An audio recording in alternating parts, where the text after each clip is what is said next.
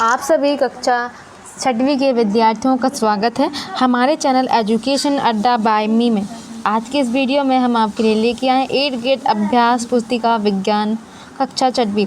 तो छात्रों, हमारे इस चैनल में आपके 8th ग्रेड अभ्यास पुस्तिका के सभी जो बुक्स हैं उन सभी अध्यायों के 8th ग्रेड के सॉल्यूशन जो होते हैं और आपके पेपर से रिलेटेड वीडियो, इंपॉर्टेंट क्वेश्चन से रिलेटेड वीडियो, आपके कार्यपत्रक, प्रोजेक्ट और दक्षता से रिलेटेड सारे वीडियो जो है वो चैनल में अपलोड किए जाते हैं।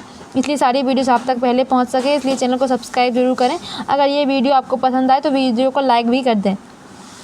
तो बढ़ते हैं, आज हम डिस्कस करेंगे अध्याय 1 भोजन के घटक।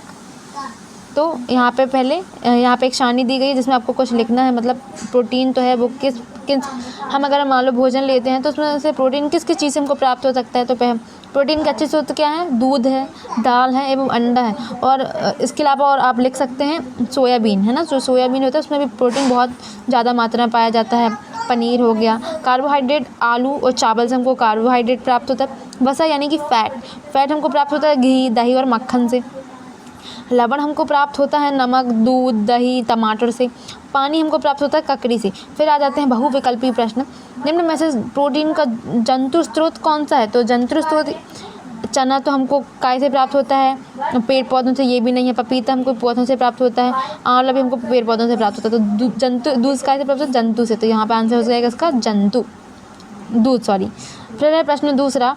कुछ व्यक्तियों को अंधेरे या रात में कम दिखाई देने लगते हैं, ऐसा किस विटामिन की कमी के कारण होता है? तो अंधेरे में नहीं दिखाना मतलब उनको रतौंधी हो गया होगा, है ना। रतौंधी होता है विटामिन ए की कमी से, है ना। ये बिल्कुल इंपॉर्टेंट क्वेश्चन है, आप बिल्कुल अच्छी तरीके से इसको तैयार कर लेना।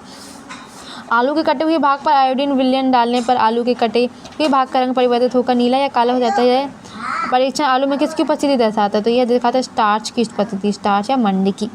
फिर है अगला क्वेश्चन। निम्नलिखित में से स्कर्वी रोग का मुख्य लक्षण क्या है? तो मसूड़ों से खून निकलना, ये ऑप्शन करेक्ट ऑप्शन है।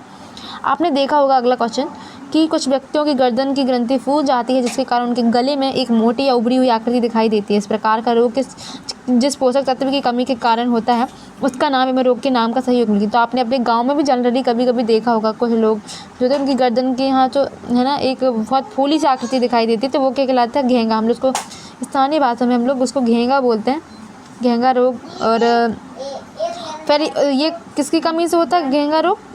आयोडीन की कमी से, है ना। आयोडीन की कमी से होता है, सॉरी ये वाला नहीं, ये नीचे वाला। आयोडीन की कमी से होता है घेंगा रोग। ऑप्शन डी इसका करेक्ट ऑप्शन आते लघु उत्तरीय प्रश्न में आ जाते हैं। भोजन के प्रमुख घटक कौन कौन से? मतलब भोजन के प्रमुख जो है पोषक तत्व कौन कौन से, उनके नाम लिखिए। तो 5 हैं। कार्बोहाइड्रेट, प्रोटीन, वसा, विटामिन, खनिज और लवण। ये हमें अपने भोजन में हमेशा हमको ऐड करना ही चाहिए, है ना।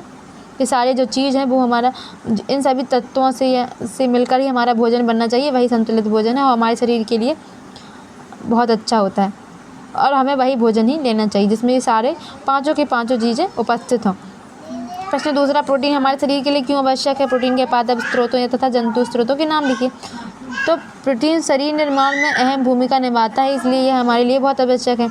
इसके जो यहाँ पे मैं आपको लिख दे रही हूँ, यहाँ पे लिखा नहीं है। इसके पादप स्रोत आप कैसे लिखेंगे? इसके जो पादप स्रोत हैं वो जाएंगे चना, दालें, है ना, ये सारे। और जंतु स्रोत में आप लिख देंगे दूध, पनीर, और यहाँ पे चना के अलावा सोयाबीन, है ना, ये आप लिख लीजिएगा। एक बार सोयाबीन और लिख बता देते हैं, सोया और ये बीन, इसको आप इकट्ठा लिखेंगे, यहाँ पे जगह नहीं है इसलिए, है ना। तो आप पादप स्रोत में लिख देंगे सोयाबीन, मटर, चना, और जंतु स्रोत में दूध, दही, पनीर, मक्खन नहीं, दूध, दही, दूध और पनीर, है ना। फिर है प्रश्न तीसरा। आहारी रेशे के मुख्य स्रोत कौन कौन से, इसका क्या कार्य है? तो आहारी रेशे के मुख्य स्रोत साबुत खाद्यान्न, दाल, आलू, ताजे फल और सब्जियां हैं। रोक्षांश यानी कि आहारी रेशे बिना पचे भोजन को बाहर निकालने में हमारे शरीर की सहायता करता है।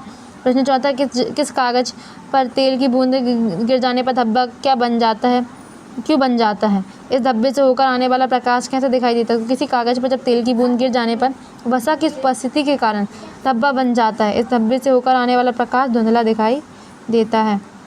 लघुत्तरी प्रश्न है, कार्बोहाइड्रेट के प्रमुख स्रोत को चित्र बनाकर लिखना। तो कार्बोहाइड्रेट के प्रमुख स्रोत है हमारे पपीता, आम, मक्का, गेहूँ, आलू और तरबूज। तो यहाँ पे तरबूज, गेहूँ और आलू का चित्र है। आप अपने लेवल पे भी अच्छा चित्र बनाइए, ठीक है। प्रश्न अगला है 6वां, विटामिन सी के प्रमुख स्रोतों को चित्र सहित बनाइए। तो विटामिन सी आप इस प्रकार याद रखें, जितने भी खट्टे जो आपके जो चीज़ें खाते हैं, जो चीज़ें खट्टी होती हैं स्वाद में थोड़ी, तो वो विटामिन सी उसमें पाया जाता है। जैसे नींबू, आंवला, संतरा, टमाटर, तो ये सब है विटामिन सी के प्रमुख स्रोत हैं। तो आप इसी प्रकार से याद रख सकते हैं, चित्र बना देंगे आप यहाँ पे। फिर अभावजन्य रोग किसे कहते हैं? वे रोग जो लंबी अवधि तक पोषकों के अभाव के कारण होते हैं, उन्हें अभावजन्य रोग कहते हैं। संतुलित आहार हमारे लिए क्यों आवश्यक है? तो एक या अधिक पोषक तत्वों के अभाव से हमारे शरीर में रोग अथवा विकृतियाँ उत्पन्न हो जाती हैं। तो सभी अभावजन्य रोगों की रोकथाम हेतु संतुलित आहार हमारे लिए आवश्यक है। संतुलित आहार में जो पांचों जो भोजन के तत्व हैं वो उपस्थित होने चाहिए। उत्तरी प्रश्न 9, विटामिन और खनिज लवणों के अभाव के कारण होने वाले प्रमुख रोग कौन कौन से, इनके प्रमुख लक्षण ही बताइए। तो विटामिन ए की कमी से होता है दृष्टिहीनता, रतौंधी, कमजोर दृष्टि, अंधेरे में कुछ दिखाई नहीं देता या कम दिखाई देता है। विटामिन बी से होता है बेरी रोग, दुर्बल पेशियाँ और काम करने पर ऊर्जा में कमी। विटामिन सी से होता है स्कर्वी, मूसूड़ों में जो होता है वो खून आने लगता है। विटामिन डी से होता है रिकेट्स, अस्थियों का मुलायम होकर मुड़ जाती हैं। आयोडीन की कमी से होता है घेंगा रोग, क्वाइटर, गर्दन की जो ग्रंथि है वो फूल जाती है, लोह की तरह से अरक्तता, कमजोरी। प्रश्न 10वां, खाद्य पदार्थों में प्रोटीन का परीक्षण किस प्रकार किया जाता है समझाइए। तो जिस खाद्य पदार्थ का परीक्षण करना होता है तो उसे पहले उसका पेस्ट अथवा चूर्ण बना लिया जाता है, फिर उसकी थोड़ी मात्रा लेकर उसे पीस कर या मसल कर एक साफ परख नली में डाल लेते हैं। अब उस परख नली में थोड़ा 2 बूंद जल डालकर उसे अच्छी तरह से हिलाते हैं। अब ड्रॉपर की सहायता से परख नली में 2 बूंद कॉपर सल्फेट का विलयन तथा 10 बूंद कास्टिक सोडा का विलयन डालते हैं। अब परख नली को अच्छी तरह से हिलाकर कुछ मिनटों के बाद हम देखते हैं कि परख नली में डाले गए पदार्थ का बैंगनी रंग हो गया है। पदार्थ जो है बैंगनी हो गया है। तो बैंगनी रंग खाद्य पदार्थ में प्रोटीन की उपस्थिति को दर्शाता है। तो ये आप अपने लैब में अपने प्रैक्टिकल अपने टीचर से ज़रूर कहिए, तो वो आपको कराएंगे। प्रोजेक्ट कार्य है, यहाँ पे विभिन्न प्रकार के भोज्य पदार्थों की सूची बनाकर उनके पोषक तत्वों की सारणी अनुसार लिखिए। तो भोज्य पदार्थों के नाम, उसमें जो भी पोषक तत्व पाए जाते हैं। अनाजों में वो कार्बोहाइड्रेट पाया जाता है, मूंगफली जो है उसमें वसा फैट पाया जाता है, गन्ना में कार्बोहाइड्रेट, दाल में प्रोटीन, गेहूँ में कार्बोहाइड्रेट, फिर दूध में प्रोटीन, अंडा में वसा एंड प्रोटीन दोनों, बादाम में खनिज पदार्थ। अब बादाम में फैट भी बहुत ज़्यादा मात्रा में पाया जाता है। यहाँ पे दिया नहीं गया है, बादाम में आप फैट भी लिख दीजिए, वसा, और प्रोटीन भी पाया जाता है इसमें काफ़ी अच्छी मात्रा में। तो ये आप अपने से लिख लीजिएगा। फिर बढ़ते हैं प्रोजेक्ट 2 की तरफ। भोजन में प्रोटीन के कोई 4 पादप स्रोत एवं कोई 4 जंतु स्रोतों के नाम लिखकर दिए गए स्थानों पर उनके चित्र चिपकाइए। तो आपको चित्र कटिंग करके चिपकाना, ठीक है। तो आप एक पेज में जो प्रिंट निकलवा सकते हैं, एक ही पेज में प्रिंट लिखवा दीजिए, फिर उनकी कटिंग करवा के यहाँ पे चिपका दीजिए। उनके नाम लिख दीजिएगा, चना, मटर, सोयाबीन और गेहूँ ये हमको पौधों से प्राप्त होते हैं। अंडा, दूध, मांस, मछली और मांस ये हमको जंतुओं से प्राप्त होते हैं। फिर ये आप ये ना चिपका के ऐसा ही चित्र बना के कटिंग करके आपको यहाँ पे चिपकाना है, ठीक है। तो अगर वीडियो पसंद आई हो तो वीडियो को लाइक ज़रूर कर दें, चैनल को सब्सक्राइब कर दें ताकि हमारी वीडियोस आप तक सबसे पहले पहुँच सके। अगली वीडियो में हम डिस्कस करेंगे आगे के चैप्टर, जो कि है दूसरा, वस्तुओं के समूह बनाना। तब तक के लिए धन्यवाद, मिलते हैं अगली वीडियो में।